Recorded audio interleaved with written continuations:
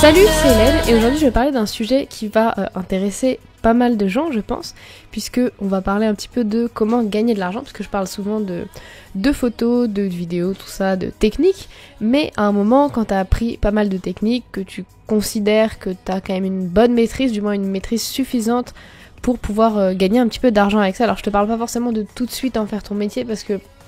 typiquement c'est le genre de métier où vraiment ça prend du temps. Parce que en fait il faut se construire une clientèle, enfin bref je vais pas entrer trop dans les détails là tout de suite de la stratégie, clientèle, etc. Mais globalement c'est vrai que c'est un métier entre guillemets où il faut commencer d'abord avec on va dire très peu, et c'est vraiment quelque chose c'est comme une maison si tu veux, c'est chaque client c'est une brique, et donc pour avoir ta maison il te faut plusieurs briques quand même en général, et du coup c'est vrai que c'est une brique en son temps quand même souvent. Après ça peut être très exponentiel, c'est-à-dire qu'au début c'est dur à construire comme métier entre guillemets du coup, et avec le temps plus tu avances plus c'est facile de trouver de nouveaux clients, puisque à chaque fois un client va peut-être te recommander à d'autres potentiels clients que lui connaît, etc. Enfin bref. Mais le problème souvent, comme dans beaucoup de choses, c'est par où on commence, parce que finalement une fois qu'on réussit à avoir 1, 2, 3, 4 clients, c'est assez facile, ça se fait tout seul, on a la méthode et tout, mais parfois une fois que voilà on revient d'un petit shooting photo avec des amis, on se dit tiens quand même les photos que je fais, bon c'est pas mal, je vois parfois sur des affiches, sur des petits trucs comme ça, c'est à peu près du même niveau et tout, donc ce serait peut-être bien que je puisse gagner de l'argent avec. Donc du coup je vais te donner 3 méthodes aujourd'hui. Je fais encore une vidéo avec un PowerPoint parce qu'en fait je trouve ça vachement bien pour certains formats. En l'occurrence là c'est vraiment un format où ça n'a aucun intérêt de voir ma tête, et comme ça me permet aussi de te faire des fiches résumées en même temps de la vidéo, puisque comme je le rappelle, comme dans la vidéo précédente et toutes les vidéos qui sont sur ce format, en gros le PowerPoint que je te montre avec tu vois à l'écran dans la vidéo, tu peux le télécharger dans la description pour tout simplement garder un résumé un petit peu de tout ce que je vais te dire. Et j'essaie de te faire ce format que quand c'est vraiment intéressant, comme par exemple la dernière fois comme je parlais de matériel, peut-être que t'as pas envie de regarder de matériel audio, bah si t'as vu une fois la vidéo mais que t'oublies le nom d'un micro, bah t'as juste à te replonger dans le PDF pour regarder ça prend 2 secondes plutôt que de te regarder la vidéo. Et là c'est pareil, je vais te donner des méthodes que tu pourras peut-être utiliser. Donc voilà. Donc je vais commencer avec la première méthode. Alors je pense que ça c'est une méthode qui, comment dire, on va dire que c'est très efficace pour commencer, c'est-à-dire que c'est vraiment, pour moi, honnêtement, c'est une des meilleures méthodes, je pense, pour avoir son premier client. Pour avoir ton premier shooting pro, entre guillemets, c'est vraiment, pour moi, la meilleure méthode, donc c'est de démarcher les gens. Alors, qu'est-ce que j'entends par là? Par démarcher, ce que je veux dire, c'est, tu habites sûrement en ville ou à la campagne, peu importe, mais il y a sûrement des commerces de proximité, donc des choses comme ça à côté de chez toi, par exemple, et bah, tu vas chez ces gens, pardon. C'est pas facile à dire chez ces gens. Et tu leur demandes si, bah, par exemple, ils ont pas besoin, je sais pas, d'une photo. Imaginons, c'est une boulangerie. Les boulangeries, c'est un assez bon exemple. Et bah, tu vas dans cette boulangerie et tu leur demandes, voilà, je suis photographe, est-ce que vous avez besoin, je sais pas, enfin, je me propose de faire des flyers, de refaire votre affiche de publicité, enfin voilà. Tu peux proposer un petit peu comme ça à plein de petits commerces. Alors, j'ai vanté les mérites de cette méthode, mais le problème, et je le sais par expérience, c'est assez difficile de sauter le pas et de se dire ok, cette boulangerie où je vais acheter mon pain tous les matins, je vais leur demander aujourd'hui, moi qui suis photographe, si ça les intéresse, que je puisse travailler pour eux s'ils ont quelque chose à me proposer. Et c'est vrai que c'est une démarche qui est pas très agréable à faire, honnêtement, même si y a aucune honte à faire, c'est-à-dire que quand tu vois quelqu'un d'autre le faire, tu ne penserais pas, enfin, tu t'en fous quoi, il demande ce qu'il veut, mais c'est vrai qu'on a un petit peu une barrière mentale par rapport à ça, et faut un petit peu se dire, bon allez maintenant j'y vais, j'ose aller leur demander ça, et la meilleure méthode pour ça, c'est tout simplement de te dire que si t'y vas et que tu te fais refuser, bah finalement t'as rien risqué, enfin t'as rien perdu, donc voilà. Ça c'est vrai que c'est un petit peu le désavantage de cette méthode, c'est qu'elle est pas toujours très facile, bah on n'a pas toujours très envie de commencer par là, et on a toujours envie de commencer par les 2 autres méthodes que je vais te donner avant, et pourtant c'est beaucoup moins bien, c'est beaucoup moins efficace pour commencer. Du coup c'est pour ça que vraiment je te conseille celle-ci d'abord, parce que pour trouver 1 ou 2 clients c'est vraiment pas mal. Alors c'est vrai que pour le coup si t'habites, je pense que l'idéal niveau localisation, bon du coup tu vas pas te déménager juste pour faire cette méthode, mais dans les villes moyennes c'est pas mal, parce que dans les grandes villes C'est pas forcément toujours très pratique puisque du coup les boutiques qui sont là souvent elles n'ont pas trop besoin d'un photographe débutant. Et c'est pour ça que dans les villes moyennes où il y a quand même assez de commerce pour que tu puisses avoir un peu de chance d'être pris, et en même temps pour que ce soit assez local, ça peut être assez efficace. Donc j'ai parlé des petits commerces. Après tu peux aussi faire des shootings photos, des portraits, des trucs comme ça pour des amis ou des connaissances d'amis, enfin bref, un petit peu entre guillemets, tu vas un petit peu faire ta pub. C'est-à-dire que tu dis à tes amis, tiens si un jour t'entends parler d'un shooting photo, n'hésite pas à me dire que je me positionne dessus. Enfin voilà, toujours un petit peu rappeler que toi t'es dispo pour faire ça, tu te débrouilles. En plus tes amis souvent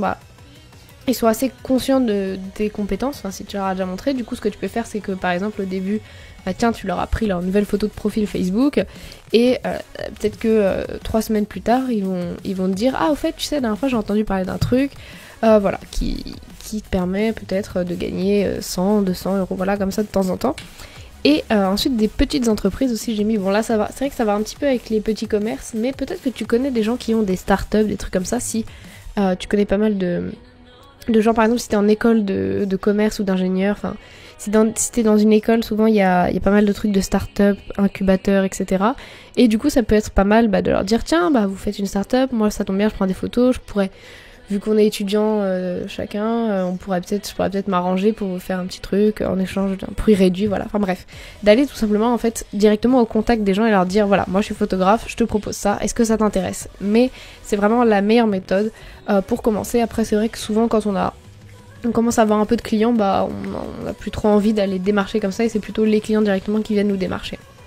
Ensuite la deuxième méthode c'est un petit peu je dirais un petit peu c'est la version démarcher en ligne et c'est beaucoup plus facile à faire. Pourquoi c'est beaucoup plus facile? Parce que tout simplement t'as pas à t'adresser à des gens dans la vraie vie, ce qui je pense que je suis pas la seule à penser ça, c'est quand même beaucoup plus simple de juste mettre une annonce ou répondre à une annonce sur internet que de parler à des gens directement. Et ça tombe bien puisque internet est plein de plateformes comme ça, donc je t'ai mis des noms là, c'est Fiverr, Upwork, Graphist.com, mais il y en a plein d'autres. Et en gros ça te permet tu te fais un petit profil où tu dis tiens moi mes compétences c'est ça, ça et ça. Et en fait souvent tu peux postuler il y a des gens qui cherchent par exemple un monteur vidéo ou là on parle de la photo, donc quelqu'un qui cherche par exemple à faire filmer, à faire prendre des photos de son mariage, quelqu'un qui veut un portrait, quelqu'un qui veut des photos d'objets, enfin voilà. Il y a vraiment pas mal de trucs.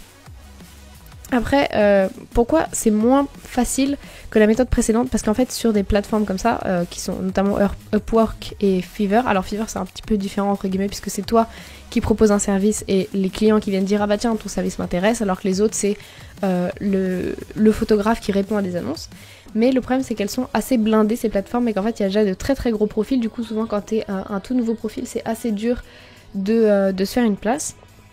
Du coup c'est pour ça que je te conseille soit de faire des trucs un peu spécifiques, soit de chercher pour des plateformes un petit peu plus petites. Graphist.com par exemple c'est que français, donc forcément il y a un peu moins de monde dessus. Après c'est vrai qu'ils ont un système pour répondre aux annonces qui est payant, mais bon à la limite ça peut valoir le coup de prendre je sais pas, ça doit être une 10, 15, 20 euros, pas plus. Du coup ça peut valoir le coup de prendre la version payante pour pouvoir répondre aux annonces, mais voilà, d'essayer pas tout de suite les grosses plateformes, mais éventuellement des plus petites plateformes, ou alors te contenter au début de faire des petites offres. Sur Upwork il y a plein de petits trucs comme ça qui sont pas très gros et qui permettent juste de facilement pouvoir postuler et que tu sois pris assez rapidement. Du coup t'auras pas toujours des grosses sommes au début, mais c'est vrai que c'est un bon moyen puisque après tu te construis un profil en ligne et puis ça va tout seul. Ensuite, la dernière méthode, je pense que c'est la méthode que les gens idéalisent le plus, entre guillemets, c'est-à-dire que c'est celle que les gens veulent tout le temps avoir, je pense, mais c'est la plus compliquée, c'est vraiment pas celle que je te conseille. Si tu veux vraiment commencer à gagner un peu d'argent avec tout ça, parce que c'est vraiment pas la méthode la plus efficace pour ça, donc c'est de développer une communauté. Donc là j'ai pris, vu qu'on parlait de photos, je parle d'Instagram principalement. Et pourquoi c'est pas une bonne méthode? Parce que